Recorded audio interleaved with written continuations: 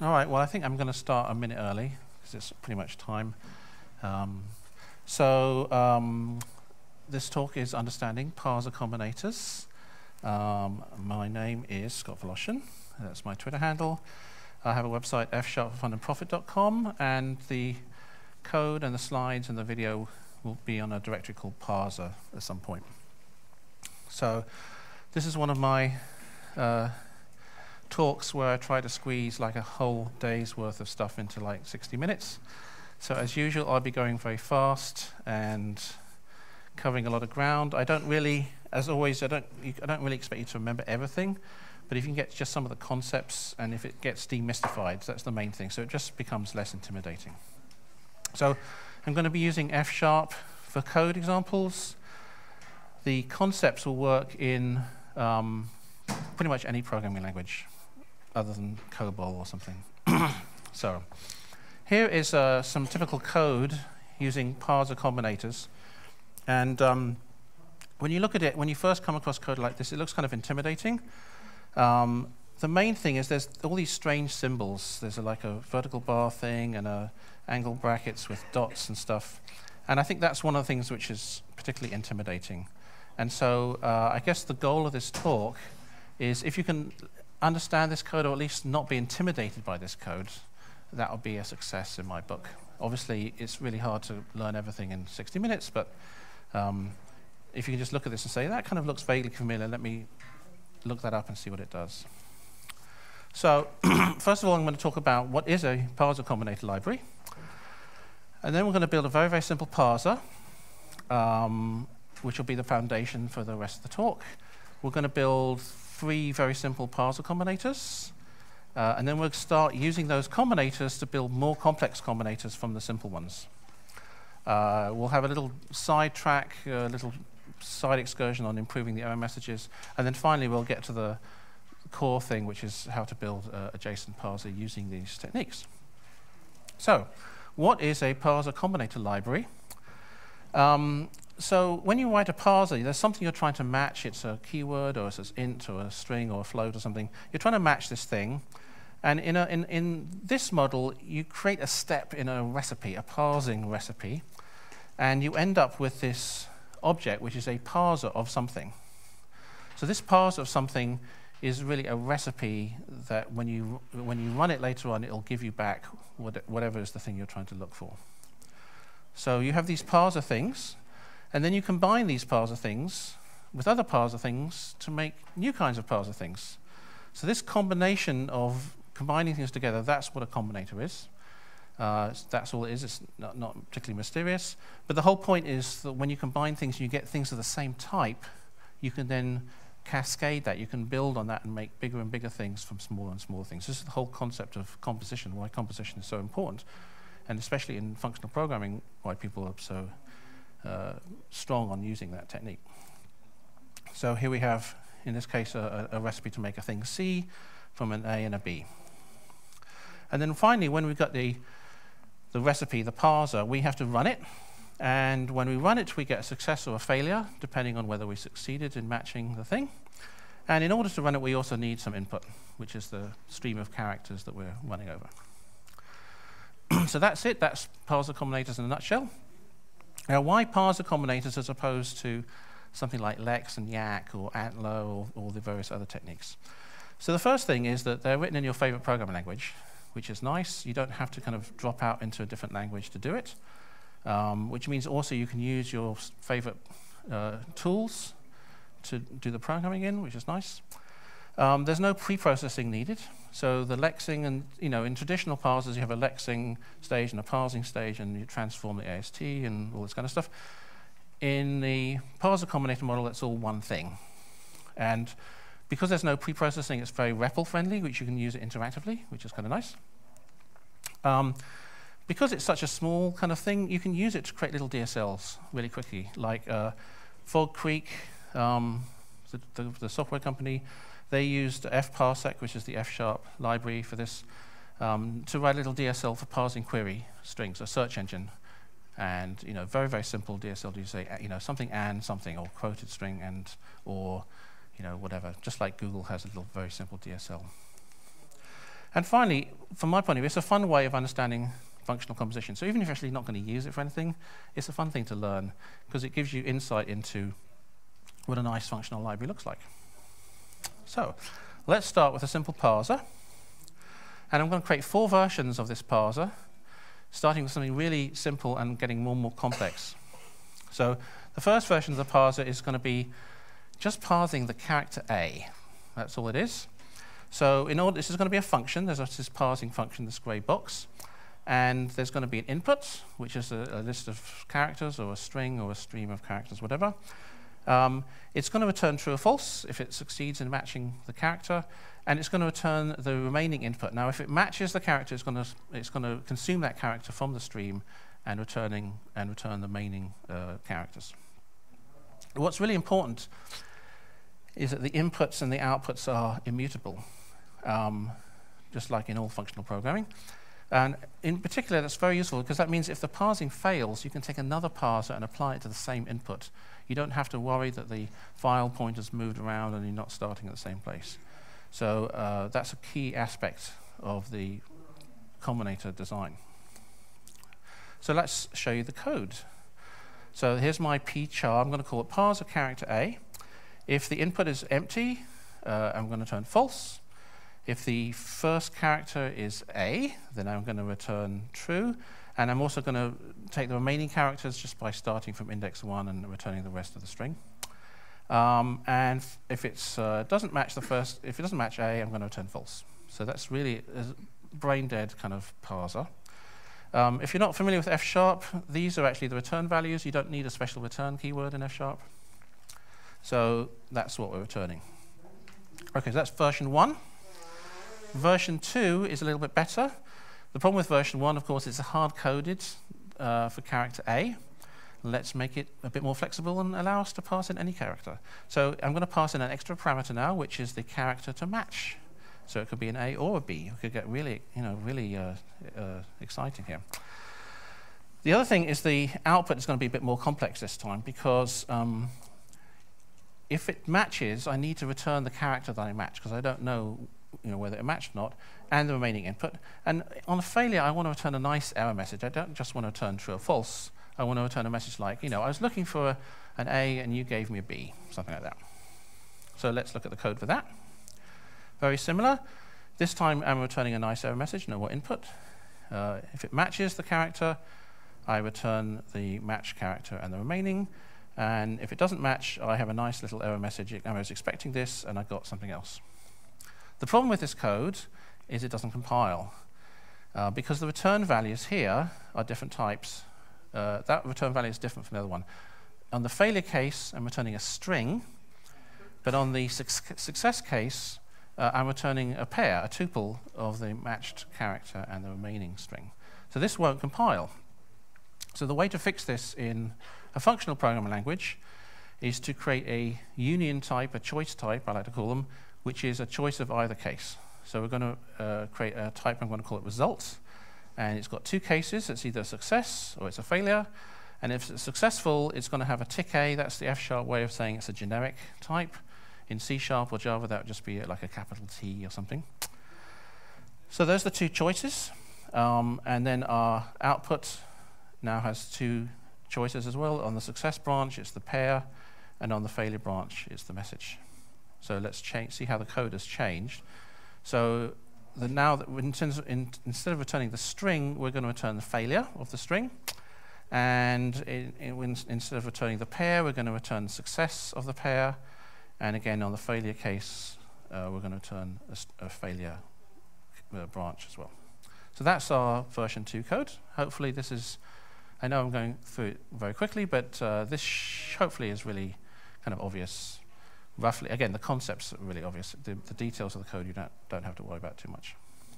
So the return values are now the same type, and the compiler is very happy. Right, so that's version 2. How can we make it more complicated? So one of the things about this model is that currently we have this character to match, and we know this in advance. When I'm looking for a particular character, I know that I'm looking for a quote or a semicolon or something. I know that when I'm designing the parser. The input, we don't know this in advance. We don't know the input until later on.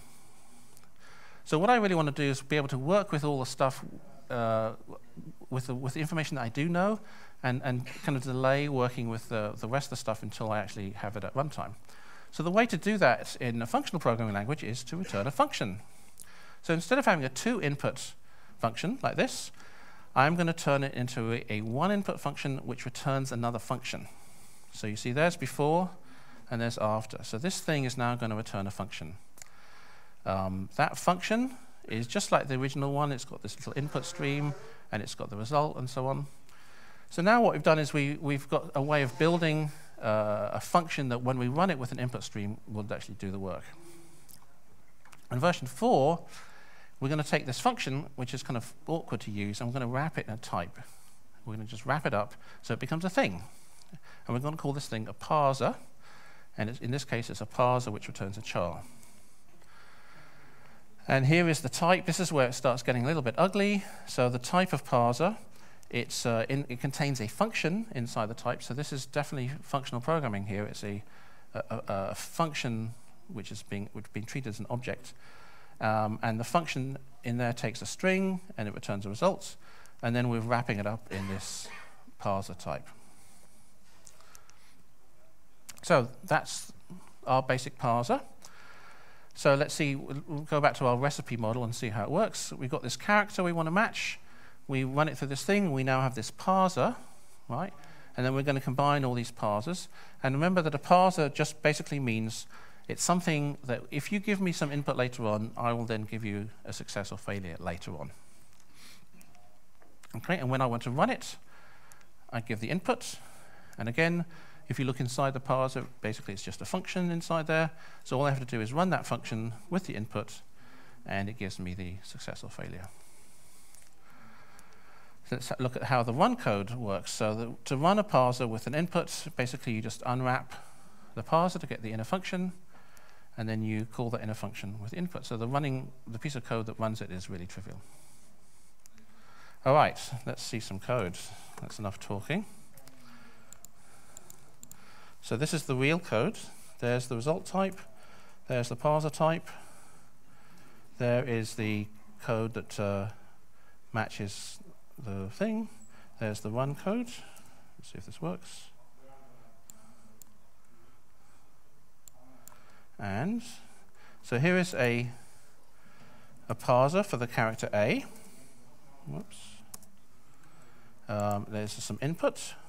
If I run that character, whoops, no I don't, thank you very much.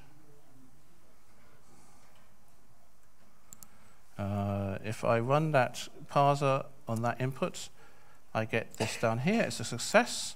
This is the character that was returned, that's the character was matched, and this is the remaining string. But if I run it on a bad input, like the first character is a Z, when I try and run it, I get this failure message. I was expecting an A, but I got a Z instead. So that is it. That is our parser, done and dusted. Pretty straightforward. So hopefully that makes sense. That parser that's it. We're done with the parser logic. Everything else is now combining these parsers. So let's look at some basic ways of combining the parsers. So look at this word combinator. It has a technical meaning, which is basically any function that depends only on its inputs, which is not really a very helpful function. So typically when we talk about combinators, we talk about combinator libraries. And a combinator library is a library designed around combining things to make new things. Okay? That's a combinator library. Very common in functional programming. You have a parser combinator library, you have an HTML combinator library, you might have a database combinator library. It's a common way of designing libraries. So here's an example of a combinator. Addition is a combinator. Adding 2 integers, you get a new integer. If you concatenate 2 lists, you get a new list. And in F#, the @ sign is the list concatenation. And finally, if you add 2 parsers together, you get a new parser. So here's the question. What are the different ways you can add 2 parsers together? What can go there between the two? So the first thing is you can chain them in sequence. So you can say, match this thing, and then match this next thing. So I'm calling that the and then combinator. Or you can say match this thing, and if that doesn't work, match this thing instead. So that's, I'm calling it the or else operator. And another really useful one is a map combinator, which basically says whatever you've parsed, transform it in some way into something else. So you might have parsed a string, and you want to transform it into an int, just because you know it's a string of digits, for example. So let's look at these three basic combinators. So the and then one. So this is the logic for it. You run the first parser. If it fails, give up. Otherwise, you take the remaining input and you give it to the second parser. If that fails, give up. If they both succeed, we're going to return a pair, because we've got a result from the first parser, we've got a result from the second parser. We're going to combine them into a pair and return it. So let's look at the code. So we're going to define an inner function, because we've got this inner function all the time. We run the first parser, and we check the result. If it's a failure, return. If it's a success, we go to parser 2. And now I'm going to page down to the next page. So there's the inner function, there's the remaining, and we're going to use that remaining input for the next bit. We take this remaining bit, we run it on the second parser, we test the second parser results. If it's a failure, we return. If it's a success, we now know that we have these two pieces that we need to combine, so we create a combined value, which is the pair. We call that a success, and we've now got the remaining thing after the two parsers, so it's the second remaining stream. And then we finally take this inner function and we wrap it up in a parser and return it. So that is a really fundamental combinator written in 15 lines of code. So there's just important that we have to keep track of which is the remaining code. There's the combined value, and there's the inner function that gets wrapped up again. The or else is kind of similar. Run the first parser. If it succeeds, we're done. If it fails, we take the original input, which hasn't changed, and we run the second parser on that input. And if the second parser succeeds, we return. And if the second parser fails, we return anyway. So either way, we return the result of the second parser. And finally, the map, similar kind of thing. We run the parser. If it succeeds, we take the parsed value and we run it through this function to transform it into something else. And if it fails, we just give up. So this is where these funny operators come from, because we don't really write and then and or else. It's quite nice to use infix operators. So in the F# parsing world, we use the dot angle brackets dot to mean the and then. And the dots are important. We'll see why the dots are important in a minute. The or else is a vertical bar. And the map is a vertical bar with double angle brackets. So when you see these symbols, that's what they are. And then, or else, and map. So let me actually give you a demo. Whoops. Parser 2. There we go. There's the and then code. There is the infix version of and then. There's the or else code. There's the infix version of or else. There's the map code. And there is the infix version of map. All right, so here's some little parsers. A and then B. Right, so we take A and then we try and get B, and we want both of them. And if we try and run it on ABC, we get a success. And we return a pair, and the remaining string is C. If we run it on ZBC, the A is going to fail. So it's saying I'm expecting an A, and I got a Z. Now, if we run it on a different string, the A is going to match, but the Z is going to, the B is now going to fail, and you actually get the nice error message. I was expecting a B, and I got a Z. So you can actually tell you where it actually knows about the different parsers, and it keeps track of where you are in the string. So that's not bad. Here's the or else thing, very similar. So it can match an A, Z, Z, that works. You can also match a B, Z, Z, that works.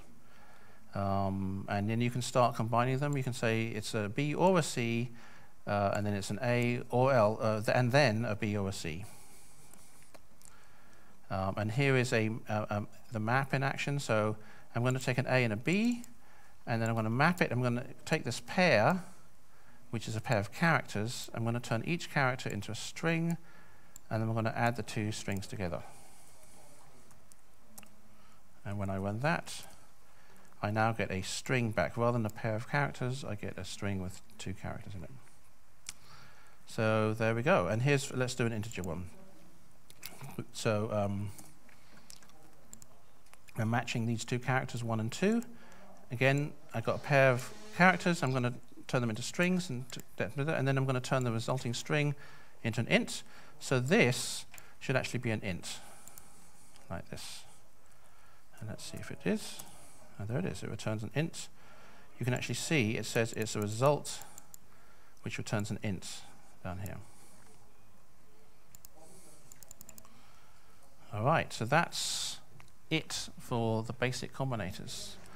So already we've actually done quite a lot. We've got a basic parser, we've got a couple of basic combinators, and now we can really just go to town and start combining these basic ones in more complex ways. So let's look at some of the ways you can do that. There's a function in functional programming languages that's reduce, the reduce function. And what it does is it basically, given a list of things or a sequence of things, it takes some sort of operator and it sticks it between every element in the list. So here is 1, 2, 3, a list with 3 elements, and it's going to be reduced by the plus symbol. And that's exactly the same as writing 1 plus 2 plus 3. Okay, that's what reduce does. Now, if we do it with parsers, here we have a list of parsers. So parsers are things, and we can put them in a list. So here's a list of 3 different parsers, and we're going to reduce them using the and then operator. So that's exactly the same as writing parse character A, and then parse character B, and then parse character C. Or we can use the or else operator and combine them that way. So that's the same as parse character A, or else parse character B, or else parse character C. So that's quite nice. And this vertical bar with the thing, that's the F# pipe operator. If you're not familiar with it, it's just kind of like the Unix pipe. It takes the one thing on the left-hand side and it feeds it into the function on the next side. Okay, so here's our first kind of compound combinator, choice. You give me a list of parsers, and I will make a single parser that matches any of them. So I'm just doing list reduce. That's very nice. But then we can take that and build on that. So let's say we have a list of characters we want to match. We take that list of characters, we run the normal map, which is built in, and we map each of those characters to a parser for that character. So we're mapping using pchar. So now we have a list of parsers, and then we run choice, and now we have a single parser which matches any of the characters. And here's a real example. Let's say I want to parse any lowercase character. I just say any of, and I give it a list of characters that I'm looking for. Or let's say I want to parse any digits. I just say here's the list of characters, 0 to 9, and any of those things will match. So already you can see I'm beginning to build up some complex stuff just for some basic things.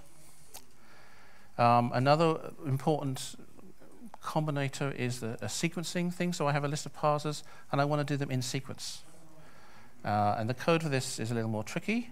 And first of all, I'm going to write a little helper function that, given a pair of parsers, it takes the output of the pair, and it basically list concats them together. So I have a list of parsers. I match each parser to a list singleton, and then I use this reduce with this little helper function. Don't worry about how this works. The point is that in 6 lines of code, I've got quite a powerful combinator. And I can use that combinator now to make a parser that matches a string. So a string is basically a sequence of characters, and I want to match each of those characters in turn. So if I'm matching the string true, for example, the string literal true, TRUE, I want to match each of these, and if any of them doesn't match, then the parser fails.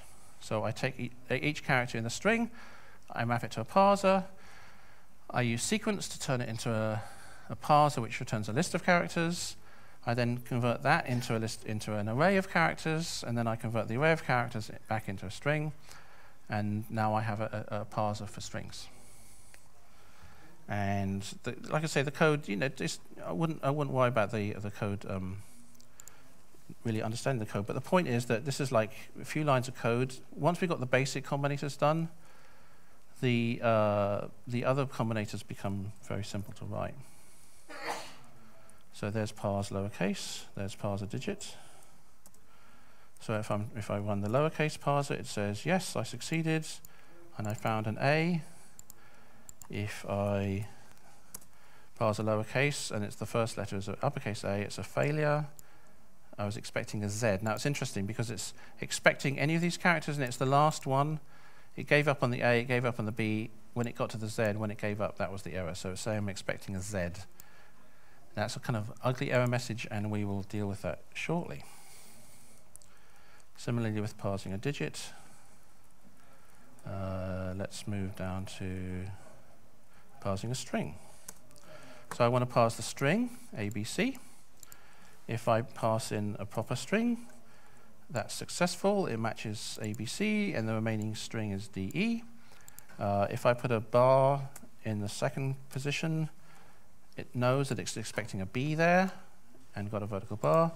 If I put a bar in the third position, again, it knows that it's expecting a C there. So the error message is, you know, already pretty good.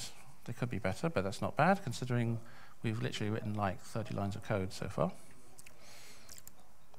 All right, so we're not done. More combinators.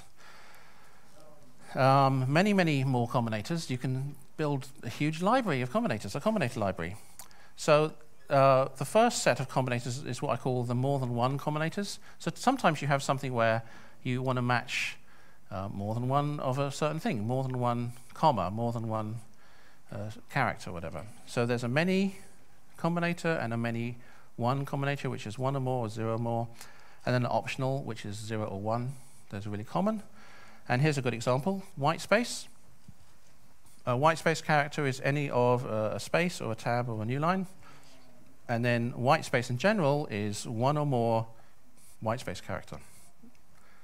So there we now have a white space parser, and we can then combine that white space parser with other parsers. Another one is I call the throwing away combinators. We saw this one with a dot on both sides. That's the and then combinator. Sometimes you want to parse something and then ignore what you've parsed. You just want to match it. Things like double quotes in a quoted string or list literals or something. You want to match it and then throw it away. So in this one, you put the dot on the left-hand side. That means you keep the left-hand side and you throw away the right-hand side. In the second one, you keep the right-hand side and you throw away the left-hand side. And another useful one is a between. So you have 3 parsers, and you parse the first thing, but you throw it away.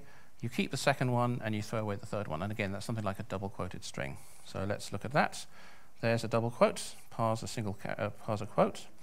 And a quoted int basically says between a double quote and parse an int and a double quote. So it will throw the double quotes away and just return you the int that it's parsed.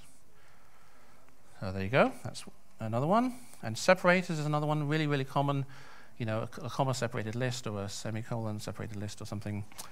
Same kind of thing. 1 or more, 0 or more. Here's a comma, parse a digit. And then parsing 1 or more digits in a list is digits separated by commas, and you have to have at least one of those. So I can demo that. And here we go, some more. And you can see this is a little bit, some of this code is a bit more complicated. The overall parser library is about 500 lines altogether. So I can show you the full thing later on. All right, so there's digits. So to define a digit, and then digits is 1 or more digit. And then an integer is basically 1 or more digits, and then we're going to convert, we find the digits, and we're going to convert this using map into an int somehow with a little helper function. And then when we run that, it finds the 1. But when we have 2 digits at the beginning, it picks up both digits. And when we have 3 digits at the beginning, it picks up 3 digits. So it is picking up, it will basically pick up as many digits as you have before it hits a non-digit. And similar, here's a list, same kind of thing. Oops. So this is a comma-separated list, and it returns, I didn't parse it properly.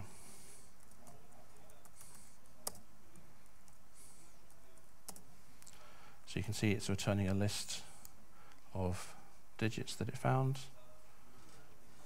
And if I change this to 1, 2, 3, it successfully picked up the new one. So there you go, that's that. So I know I'm whizzing through all this stuff, but like I say, it's really the concepts of how you build these things together. All right, how are we doing for time here? Good. So what can we do now to improve the parser? The first thing we can do is name the parsers, because as you saw in one of those cases, when it gave an error message, it said I was looking for a Z, or I was looking for 9. And what you're really doing is you're really looking for a digit. And because it doesn't know that it's a digit, it will just give you the last thing it was looking for, which is kind of unhelpful. So what you can do is you can take this parser object, because it's an object now, you can just add a property, which is a name property. And in this case, we'll give it a name. We'll give it digit. And so when we use it like this, we're going, again, as always, we'll create some sort of cryptic operator to make our lives harder, to hide it from other people. But in this case, it's the question mark. So this is what the code looks like when you run it without a label. It's trying to parse the digits. The digit is defined as 0 up to 9. When it can't find a 9, it'll say, I can't find a 9, right, which is a really unhelpful message. If you take that same parser and you give it this label, digit, when it fails now, it will now say, I was trying to parse a digit. I couldn't find a digit. And that, again, is much more helpful. And the other thing you can do, obviously, which is really nice, is to give you the line number and the column number where the parsing failed. If you have a large file, obviously, you don't want to just say, I was expecting a comma here, and it doesn't tell you where it's expecting a comma. That's not at all helpful. So again, we just have to change our input, take the input object, instead of just having a stream of characters, we have a stream of characters along with the current line and the current column. And then every time we parse a character, we increment the column number and the line number. And we can write a nice little, the error handling, the messages become much nicer. So here we're trying to parse an integer. The minus is okay, the Z is not a valid integer. And so it says column 1 is an error. And we can put the even little caret saying, here we are in the line. Here's a float. This Z is wrong. So on column 4 is an error. And again, we can write the error line, and we can also write the little caret telling you where it is. So that makes the error handling much more friendly. So this is not very hard to do. I'm not going to show you the code because this is where it does get a little bit ugly, but it's not that hard. You can see it would be obvious how to do it. Okay, so building a JSON parser. I'm going to use the JSON spec at json.org. And that has lots of pretty pictures.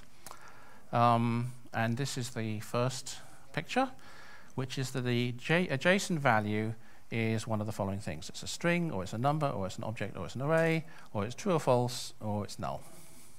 So how can we represent this in F#? Well, in F# we can use a choice type.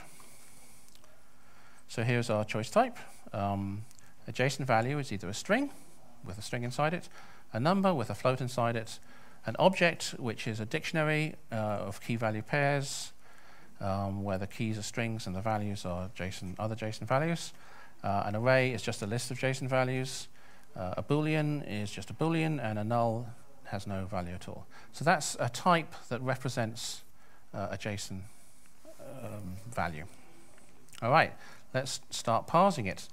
So let's start with some easy ones. The true and the false and the null, these are just literals. So we can just write, we've already got a thing that parses string literals already. So that's easy. Let's start with null. yet another little helper operator, and more cryptic symbols. And so I apologize for these cryptic symbols, but this is, part of the reason why these libraries look complicated, because they have all these obscure symbols. So you just have to get your head around them. Make sure you just have the reference sheet on hand. There aren't that many, though. I mean, we've seen 5 or 6 of them, and once you get the hang of it, there's not that many you have to memorize. So what this one is going to do is it's going to run the parser, and it's going to take the output, but it's going to ignore the output of the parser, assuming it succeeds, and give you back some result that you specify. And that's very common if you have a string literal. So in this case, I'm looking for the string null. If I find it, I don't really care what the characters are, because I already know it's a null. So I'm just going to give it the null value, which is this J null is an F# type, or a type constructor. So I don't need to process the contents of the string in any way. So I can just ignore it. So that's how you parse a null. And then I'm going to give it a label, so that when it fails, rather than saying I couldn't find an L, it's going to say I couldn't find a null, which is a much nicer message. Similarly for Booleans, I have a parser for the true literal, and then I'm going to map it to a Boolean value called true. I have a parser for the false literal, and I'm going to map it to the false. And then my Boolean parser is just a choice between the true parser and the false parser. So there it is. I'm just using the choice, the or else operator, and then I'm going to give it a label Boolean, so that if it errors out, I get a nice error message. All right, what about strings? Okay, now it starts getting a bit more complicated. So a JSON string can be any Unicode character, blah, blah, blah, or it can be various escaped characters, or it can be hexadecimal. So let's start with this one. I'm going to break it into components. So one of the nice things about parser combinators like this is you can break the task into small pieces and build the bigger one from the smaller ones. So I'm going to just work on the individual subsections and then combine them later on. So the first subsection I'm going to work on is this one, which says any character other than double quote or backslash or control characters. And I'm going to call this the unescaped character parser. And here is the code. Unescaped character is something that satisfies a character parser. So satisfy is the one you haven't seen yet. It basically says, give me a function which is a predicate for characters, and if it matches that character, it's okay, and if it doesn't match the character, it fails. So in this case, it'll work as long as the character is not a backslash and is not a double quote. And I'm going to forget about control characters for now. So if it satisfies that condition, which is any other character, that parser will succeed. We will get an unescaped character. Okay. The next one, I'm going to call this set the escaped characters. And there's a lot of them. There's like 8 of them. So what I'm going to do is I'm going to create a list of all the 8 possible things in the list. And for each thing, I'm going to say, here's the string that I'm looking for. And if I find that string, here is the output that I'm going to return. So if this is, unfortunately, we've got the escapes. So in this case, I'm looking for a backslash followed by a double quote, and I have to escape them both. And if I find it, I'm going to return the quote character. If I get a backslash followed by a backslash, that's going to return a backslash, and everything's doubled up. If I have a backslash followed by a forward slash, that's going to return a forward slash. A backslash followed by B is going to return the backspace character, and so on and so forth. And then I take all these pairs, and for each pair, I'm going to convert it into a parser. And the parser is going to take the first item in the pair, the string to match, and that's where it says P string to match at the bottom in red. And if I find that thing, I'm going to return the result, which is the second part of the pair. So I can process basically a whole list of items in one go. And this is one of the nice things about using a programming language to write your parsers in, is that this is standard F# code. This is nothing special about the parser library. So if I was using C#, I could use link, for example. This would be the equivalent. Instead of using list map, I'd use dot select, and that would give me the same thing. And now I have a list of parsers. How do I combine a list of parsers into one parser? I use choice. And so I've combined all my parsers into a single parser. All right. And then I'm going to label, make it nice, make the error messages nicer. And this final one is the Unicode character. I'm not going to show you the code for that, but basically you define a parser for an individual Unicode character, and you have 4 of those parsers in a row, starting with a U, and that's how you define that. And now I have my 3 sub-pieces, and I want to combine them together. So the string is basically a double quote character, followed by 0 or more of these characters, followed by another double quote character. How do I define that? Here's my quote character. So it's a p-char of a quote. And I'm going to give it a label, so it says I'm looking for a quote. A JSON character is either an unescaped character or an escape character or a Unicode character. And then the main parser for that is going to be a quote character, followed by 0 or more JSON characters, followed by another quote character. And I'm going to throw away the quote characters. So you can see the dot is on the inside. So this is basically the same as the between. Okay? So that's the important thing, is I can build up more complex parsers by combining the simpler parsers. So it's tedious to write a parser. I mean, the JSON spec, it's not that hard, but it's kind of tedious. You have quite complicated little things. But if you just follow, you can just follow the railway diagrams and write the code. It pretty much corresponds exactly to the railway diagram. That's one of the really nice things about this style of parsing. And then a proper JSON string is a quoted string, and then I have to map it into one of this JString objects, which is one of those cases in the main type we had, and give it a nice name.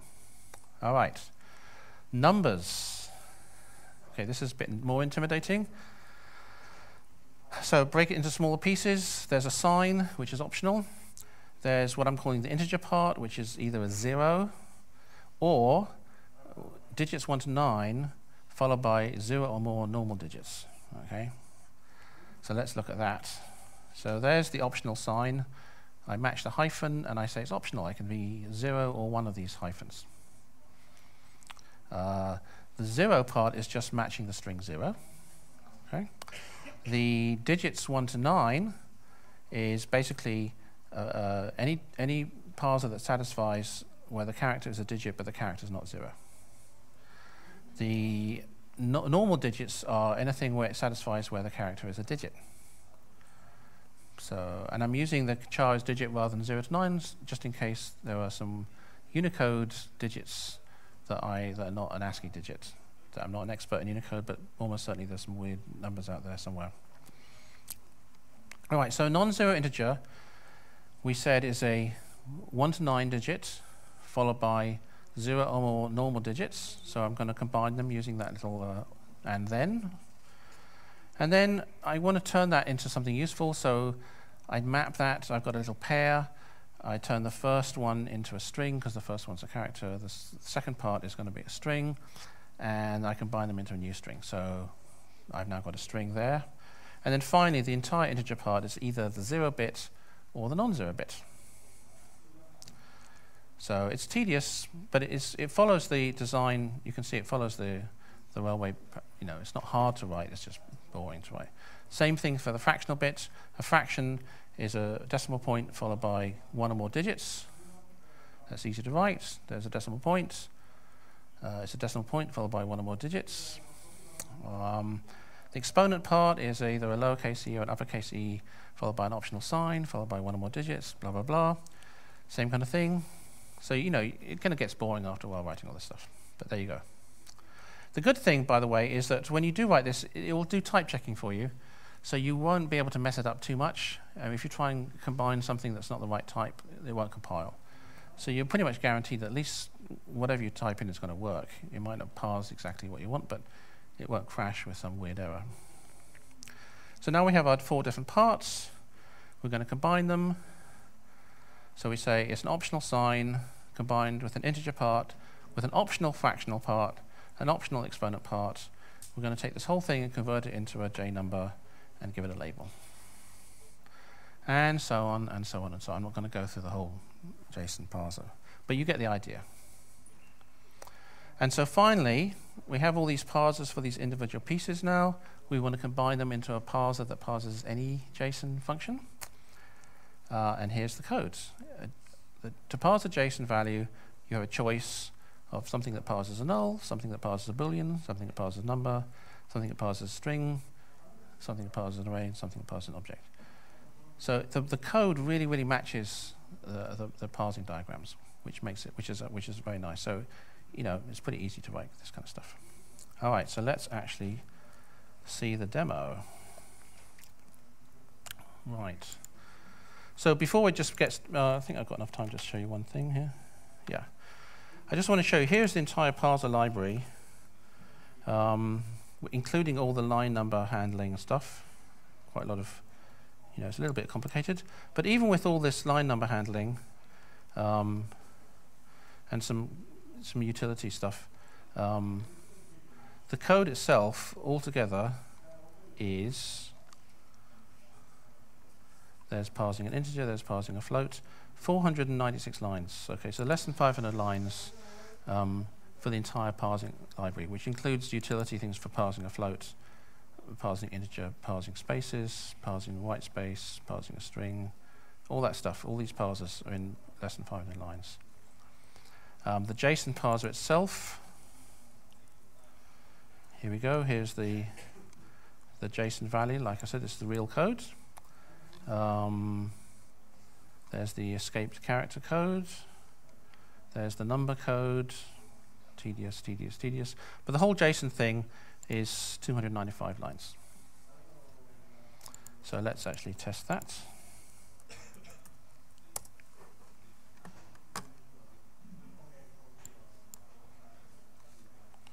Will it come up? Yes, it does come up. Okay. So here's the example of the null.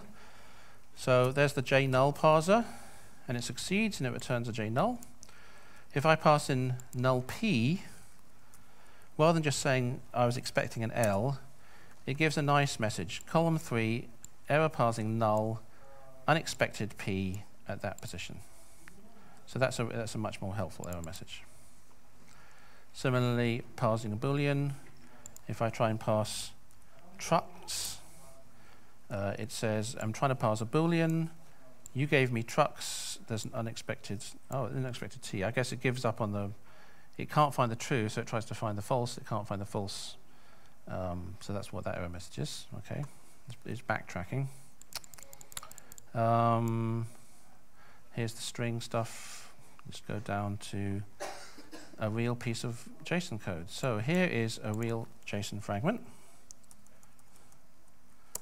And you can see it's got a string, it's got a boolean, it's got a birthday which has another object with 3 properties in it, and then the favorite colors is a list of strings. So if I parse this, show this up here, you can see it successfully parsed it. It returned a JSON object. The JSON object contained a map, a dictionary. Inside the dictionary there's a property called birthday, which in turn is a map, which in turn has the day property, which is a J number, a month, which is a J number, a year, which is a J number. Favorite colors is a JSON array, which contains a JSON string, and another JSON string, and so on and so forth. If I change this to a JSON number, let's see if this works. It should say it's a JSON number. And there's the JSON array. And the first thing is a JSON string, and the second thing is a JSON number. Now, if I put a bad character in there, like an angle bracket or something, a square bracket, and I try and parse it, again, line 5, column 0, parsing an object, an unexpected square brackets. And here's some of the JSON.org site has some other examples. This is one from their site, so it's quite a more complicated one. And if I run it, I get the complete thing. I successfully parsed it. It's a map containing a widget. The widget is a map containing debug and image and so on and so forth. So there's a full JSON parser in 300 lines of code. Not bad, I think. So, like I say, the details can get quite complicated, but I think you can see the concepts, how you build up the more complicated parsers from simpler ones. So, what have we got? I think we're pretty much done.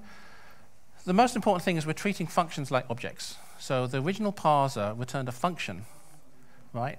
That's a very functional programming kind of thing to do. We treat functions as things in their own right. And in this case, we wrap that function in a type. And once we'd wrapped it in this parser type, we could then manipulate it. Those types I was calling recipes. People normally call them effects or computations. But the point is, you've got all these recipes. They don't actually work until you actually give them the input stream. But what you can do is combine them before you actually have the input stream. You can basically do a little programming with these recipes. You can take two recipes and combine them to make a bigger recipe. And that's a very cool thing. So actually kind of programming with types, you're programming with combinators. So you have a little program, and then you run the program with the input. And I think hopefully you get the idea of the power of these combinator libraries. We just started with 3 basic combinators. And from that, we could build a choice, and the any of, and the sequence, and the string, and the all sorts of other ones built from those basic ones. And that's this whole thing of building complex things from small things. This is really the essence of composition, the essence of functional programming. And they're very small, but they're very powerful. Like I said, the Combinator library is 500 characters, 500 lines, not bad. And with that library, we could actually write a JSON parser in 300 lines.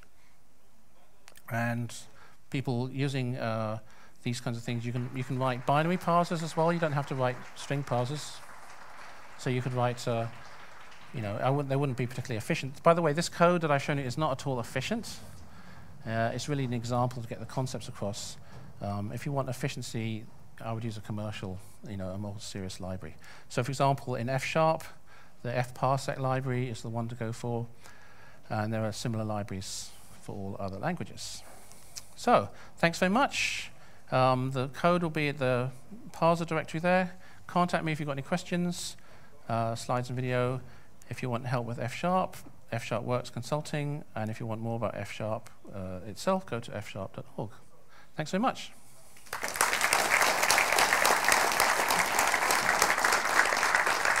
And if you've got any questions, just come and see me afterwards. And don't forget to fill out the thing at the back. Thank you.